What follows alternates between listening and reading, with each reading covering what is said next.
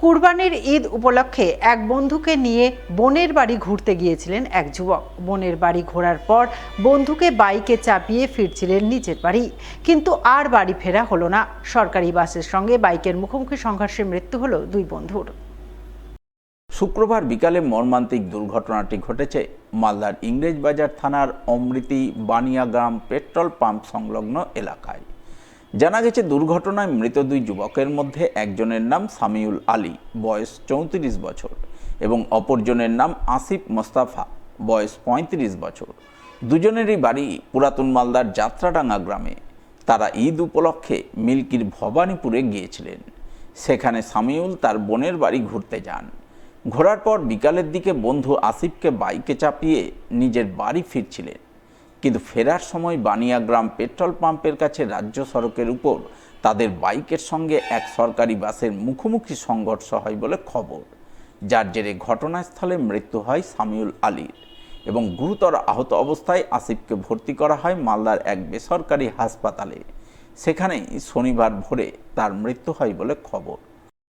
গতকাল অর্থাৎ 29 তারিখ, 28 তারিখ আমাদের ঈদুজ্জোহা ছিল। তার পরের দিন দুজন বন্ধু তাদের একজনের বোনের বাড়ি মিল্কিতে ছিল, সেই মিল্কি বাড়িতে ঘুরতে গিয়েছিল এবং ঘোরার পরে সেখান থেকে ফেরার পথে বানিয়াগ্রাম পেট্রোল পাম্পের সামনে প্রচণ্ড গতিতে উল্টো দিক থেকে আসা একটি বেসরকারি বাস তাদের সজোরে ধাক্কা মারে এবং তৎক্ষণাৎ ওই স্পট ডেথ হয় একজনের, এবং একজনকে তড়িঘড়ি স্থানীয় লোকেরা মালদা মেডিকেল কলেজ হাসপাতালে নিয়ে আসা হয় এবং মালদা মেডিকেল কলেজ হাসপাতালে ন্যূনতম চিকিৎসা না পেয়ে শুধুমাত্র রেফার বলে তারা ফিরিয়ে দেয়, এবং তা আমরা গ্রামের মানুষ, বাড়ির আত্মীয় স্বজন সবাই মিলে তৎক্ষণাৎ একটি বেসরকারি নার্সিংহোমে তাকে ভর্তি করায় এবং তার চিকিৎসা শুরু হয়েছিল এবং রাত্রি আড়াইটা নাগাদ সেই তরতাজা যুবক আর দ্বিতীয় ব্যক্তিও মারা যায়।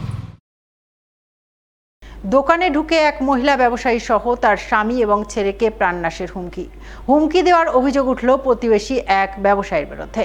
ঘটনাকে ঘিরে চাঞ্চল্য তৈরি হলো মালদা শহরের কানির মোড় এলাকায়।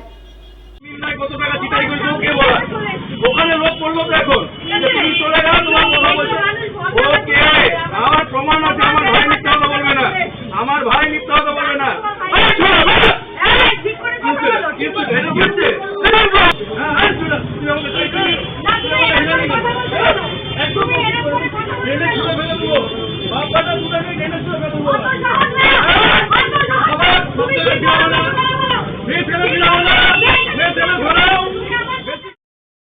জানা গেছে, কানির মোড় এলাকায় সুধা কুণ্ডু নামে এক মহিলার ফার্নিচারের দোকান রয়েছে।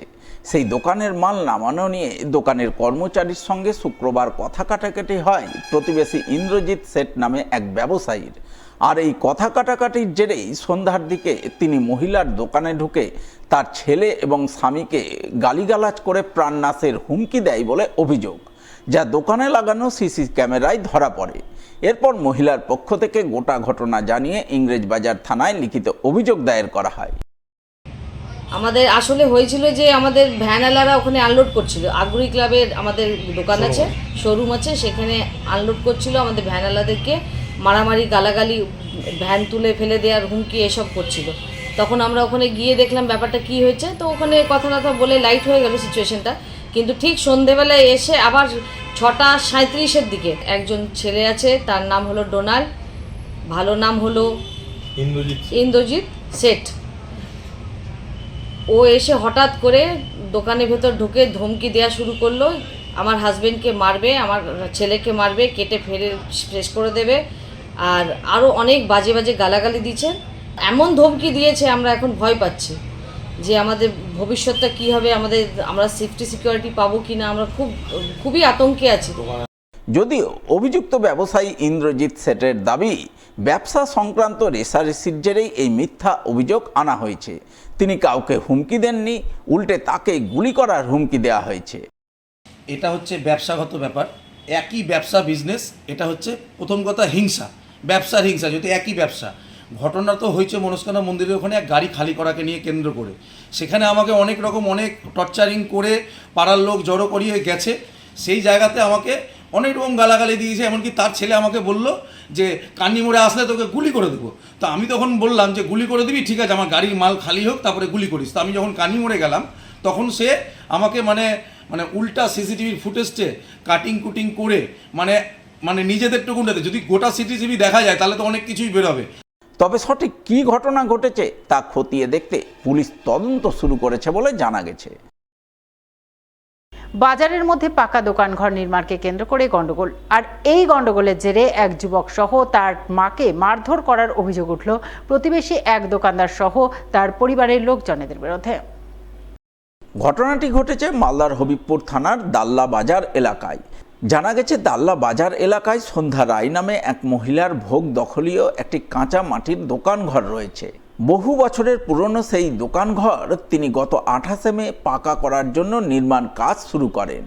আর এই নির্মাণ কাজ নিয়েই প্রতিবেশী দোকানদার সুশীল রায়ের সঙ্গে তার গণ্ডগোল বাঁধে।